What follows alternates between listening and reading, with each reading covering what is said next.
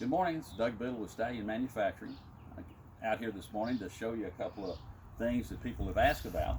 One of them, when they know that the Sahara and our other products coat the inner liner to seal it to stop the porosity, how do they do a tire repair?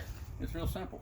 Take a piece of cardboard, piece of plastic, whatever, just scrape it over out of the way, do your repair, put it back on, put it back in service. The other thing was spills. Very little spill with this product because it does stay in the tire.